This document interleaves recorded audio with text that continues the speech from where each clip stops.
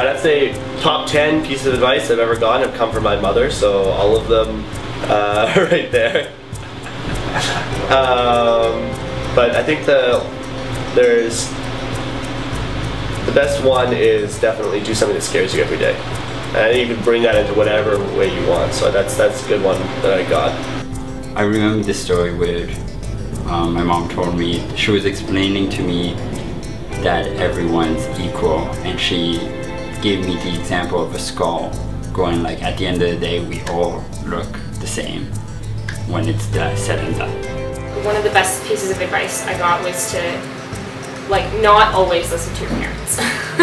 Because I was like one of those kids who took what they thought too seriously sometimes, and I think when I learned that sometimes I need to focus on my own needs and not assume that they know better, I get a little bit farther. So understanding your own needs and being your own person can really help.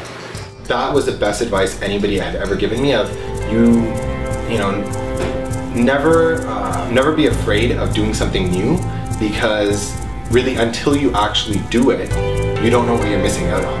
And so I really, in high school, took that to heart and have been able to go out and sort of just any kind of opportunity that's thrown my way, I take it, because who knows, this could be something that changes your life. Go big or go home. Yeah, believe in yourself and basically reach for the stars, and if you reach for the stars, you'll at least make it to the moon.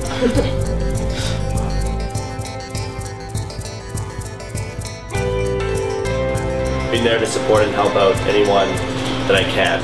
People come and you get to hear everything, right? So I kind of like knowing things, and so it's fun because you can jump into every little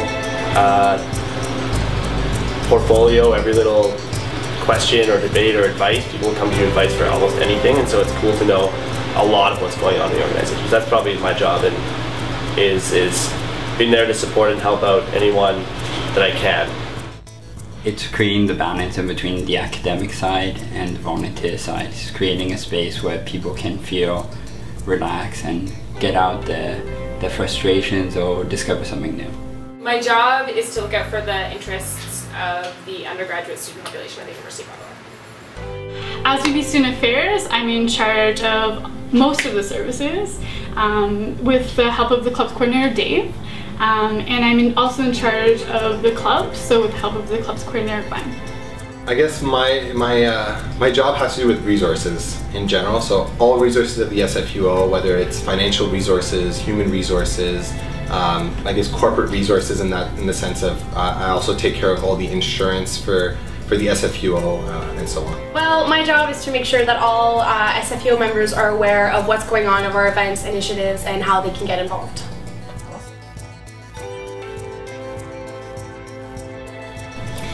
So I think something that the whole executive has identified as something to work on is outreach, and really being able to get in touch with our members and be able to represent our members to the fullest extent possible.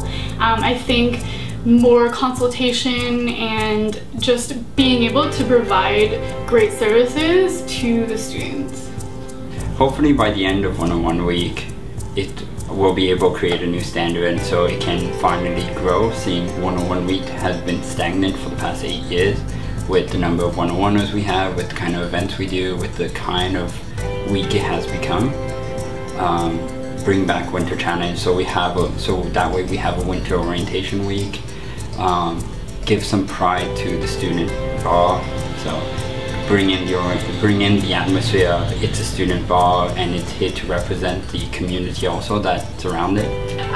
So I hope to have more students engaged with the Student Federation, and hopefully something that will come from that is a higher voter turnout next year. I'm hoping to get more people involved in campaigns through the campaigns committee and through the many different organizing groups for the different campaigns that we have. Improve the rights of students living residents specifically, because that's one area of campus that's been neglected in terms of how can we improve their situation. Transit services to campus, or at least put pressure on the city to improve transit services around campus. Again, one of the things I'd like to accomplish this year is making sure that we save students money.